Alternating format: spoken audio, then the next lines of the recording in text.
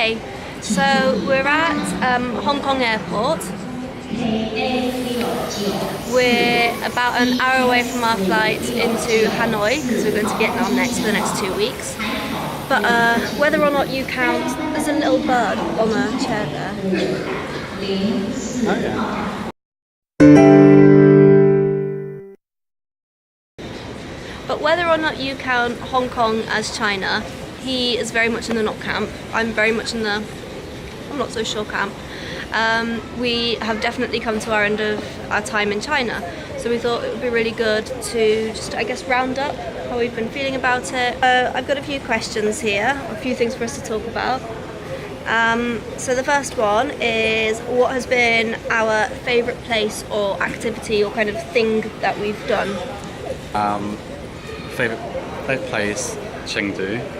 I like the kind of atmosphere, the vibe. It felt chill. The weather was nice, which obviously helped.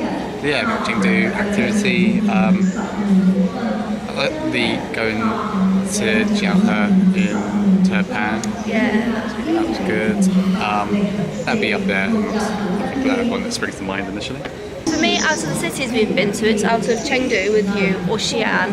I think they're both really cool cities, really vibrant, really interesting, loads of things going on, but equally not so overwhelming, I think, like some of the places we've been.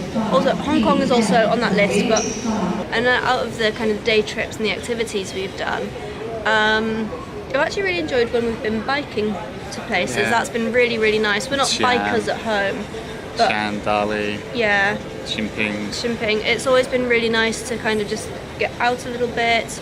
I guess freedom. exercise, a bit more freedom. Just yeah, that's been really nice. It's kind of been relaxing as well.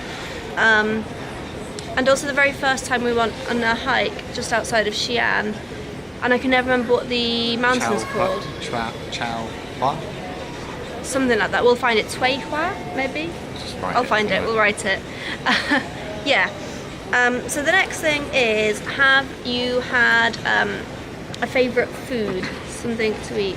It's probably part of the reason why Chengdu, my favourite, the noodles in Chengdu. Yeah, they're amazing. Yeah, quite way above everything else. I mean, yeah, all the food's good, but the noodles in Chengdu stick out. The ma pao tofu. Yeah, I think I really like the noodles in Chengdu, really big fat noodles. And the sauce as well, kind of the greasiness. It's so good.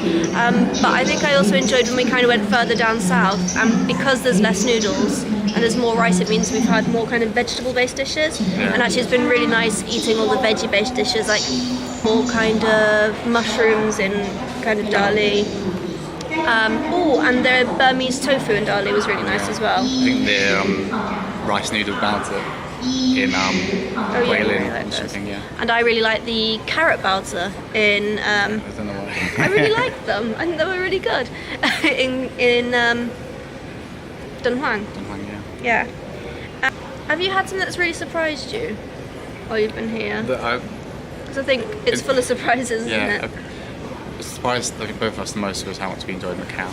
Yeah. Macau Yeah. was a pleasant surprise. Yeah, we just went for the day and didn't expect too much.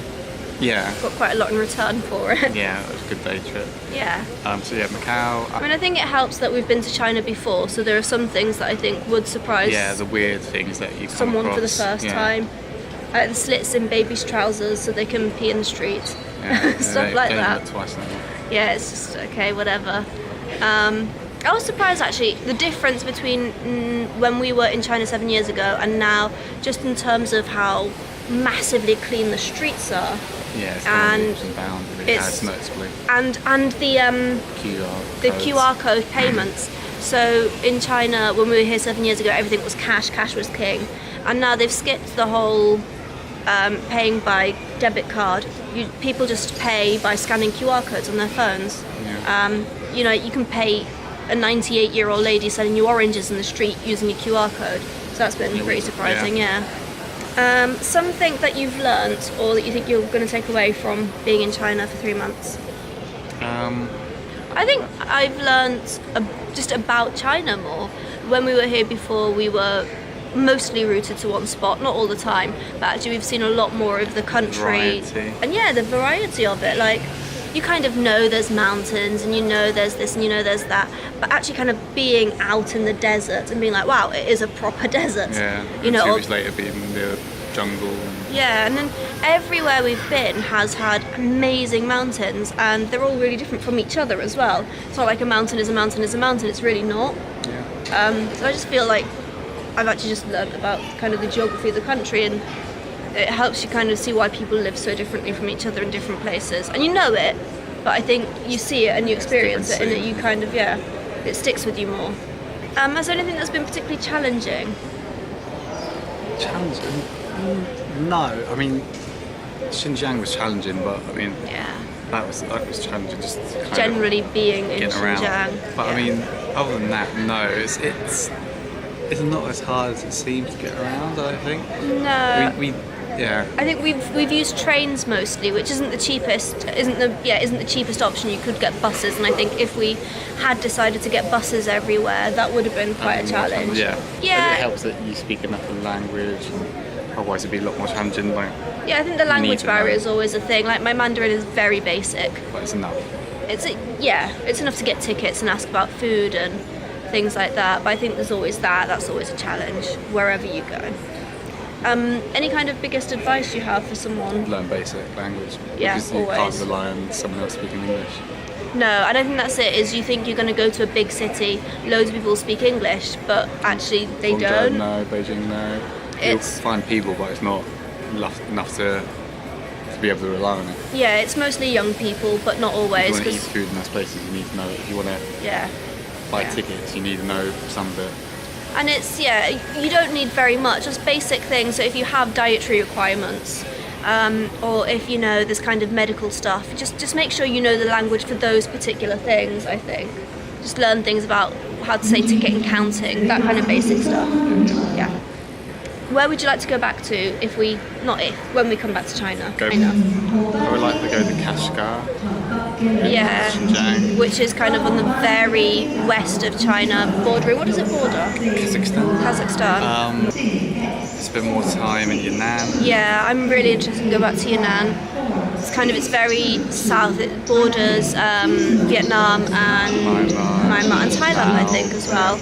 And I think it's a really kind of lush countryside, but also it's a little bit less.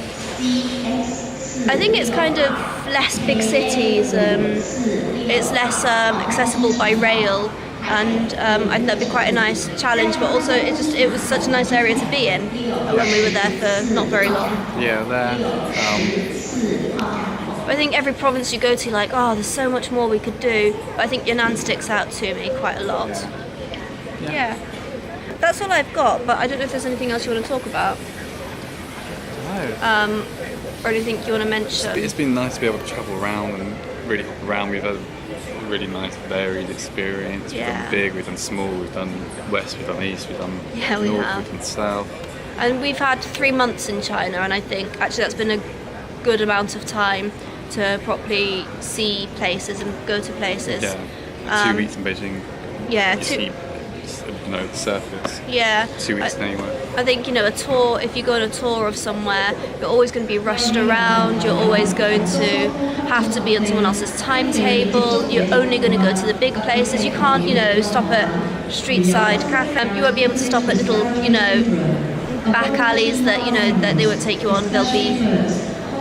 I think it's just so much more you can get, isn't there, from kind of taking your time, not being rushed around, going to these places.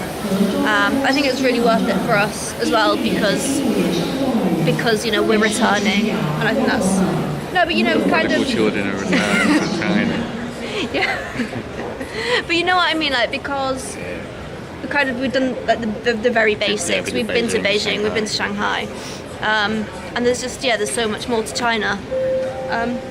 And that's all I've really got to say. I would advise anyone who's interested to coming to China, do it. Come Go to Beijing, go to wherever, but because Beijing is challenge amazing. yourself, yeah. But also try these other places because it's so worth it. Yeah, we are now going to go to Vietnam. Peace out.